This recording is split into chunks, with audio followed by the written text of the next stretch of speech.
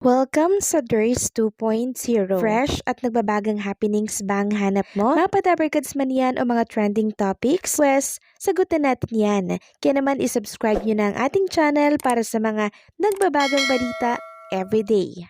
So ayun, welcome back again sa ating YouTube channel mga Kadabarkads, and for today's video, ang pag-uusapan natin ay tungkol sa mga importanteng ganap sa loob at sa labas ng Itbulaga.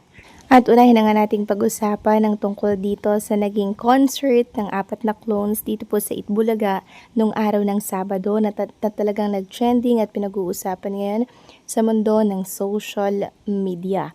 At nakita ko mismo mga Kadabarkads, maging si Boss Joey and syempre si Bossing Big Soto, sobrang na-amaze, sobrang napahanga po ng 4 na clones natin nung Sabado. Nakita ko nga po si Bossing Big Soto, pumapalakpak po siya mga Kadabarkads nung time na nag-concert na si Matt Monroe and syempre eto pong si Elvis Presley, si Pavarotti and syempre si Julio Iglesias. Sobrang in-enjoy ito ng mga Dabarkads natin at sana po ay maulit muli ang ganap na to. Samantalang sino-sinong mga clones naman ang dapat nating abangan dito po sa Clones Open. So since pre-recorded po ang Itbulaga ngayong araw ng Lunes, si Gary Valenciano at Dulcie and Steve Perry pa din ang makakasama natin. Samantalang naging headline naman po ng iba't ibang pahayagan at social media, etong naging parang Sunday break ng Soto family. Makikita kasi dito sa shinare po na picture ni Ma'am Pauline Luna Soto na nagsama-sama yung mga anak ni Bossing Big Soto, yung mga asawa po na anak ni Bossing Big Soto. At andirito po si Mayor Vico Soto. Sabi nga dito, deserve mo yan Mayor. Pasig City Mayor Vico Soto enjoyed a well-deserved Sunday break with his family as seen in photo shared by Pauline Luna Soto. Netizens expressed their joy over seeing him unwind from his busy schedule. Wow, nagpahinga din si Mayor Vico. One commented, great to see Mayor Vico taking a break, a user added. Meanwhile, netizen also noticed that Mayor Vico seemingly wore the famous Pasig rubber shoes. So ito po yung color blue na rubber shoes na pinapamigay po sa mga estudyante po ng Pasig. Kaya nag-viral ito sa social media platform dahil maging si Mayor Vico Soto, sinusuot niya yon mga Kadabarkads. Samantalang congratulations naman sa isang clones natin na kung saan ay nakatanggap nga po ng Excellence Awards and Outstanding Executive Awards. Grabe no? Sinong clones yan? Walang iba kundi po si Lucky M. Robles. Sabi niya dito, another blessings from our Lord God.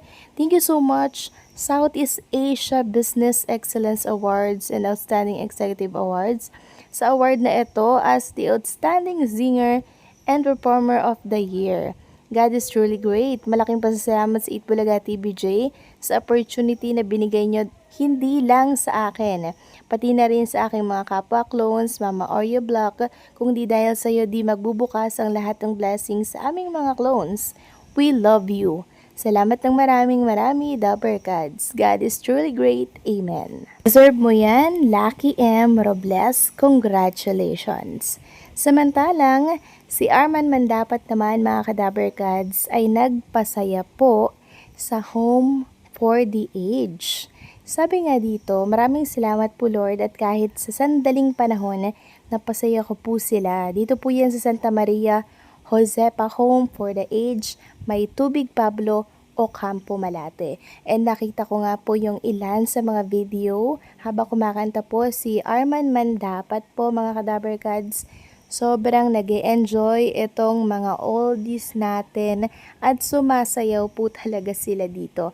Nakakatuwa lang kasi naging instrumento po yung mga clones natin para mag-inspire ng iba, di po ba? And syempre, nagiging instrumento na din sila para makatulong po sa ating mga kapwa na nangangailangan, like nasusunugan, diba? Yan po yung nakikita natin.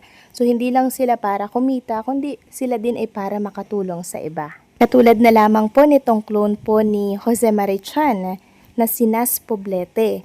So, nag-live po sila sa TikTok and talagang lumikom po sila doon ng mga donation para po dito sa na-stroke natin na clones din nitong si Kichi Nadal. Sabi niya nga, thank you everyone who joined us sa TikTok Live. We were able to raise around 6.6k that we will donate kay Christine Teves for her hospital expenses.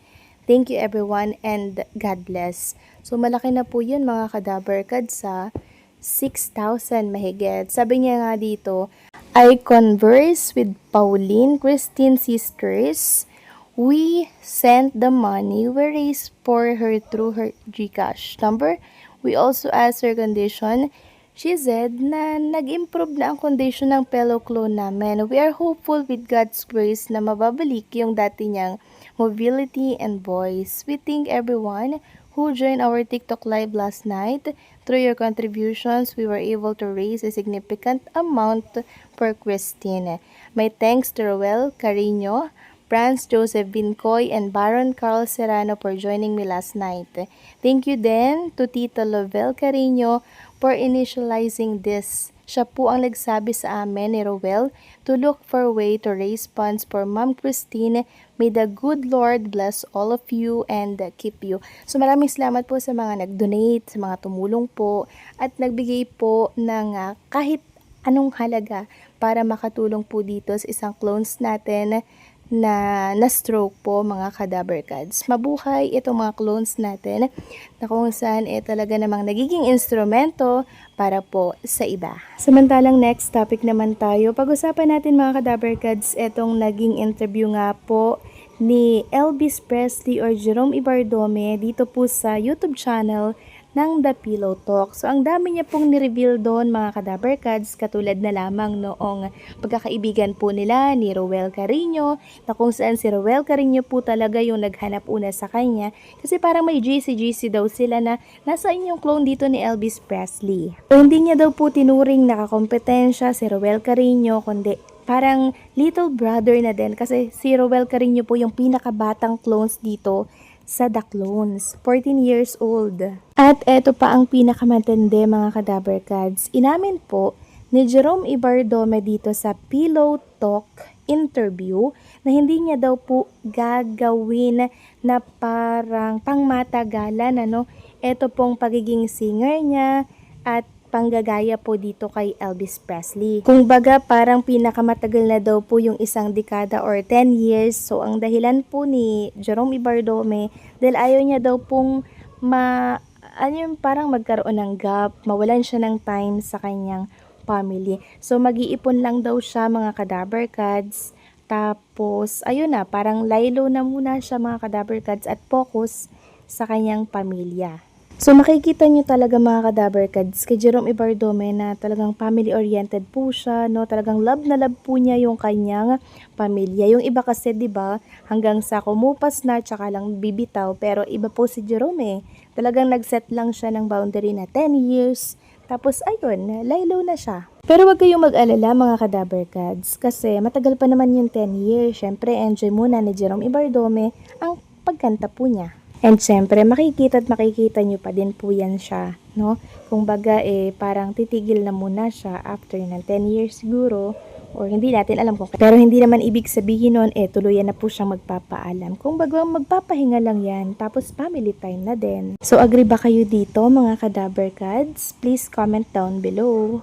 So, paano hanggang dito na lamang po ang update natin? Maraming salamat po sa patuloy na pagsuporta.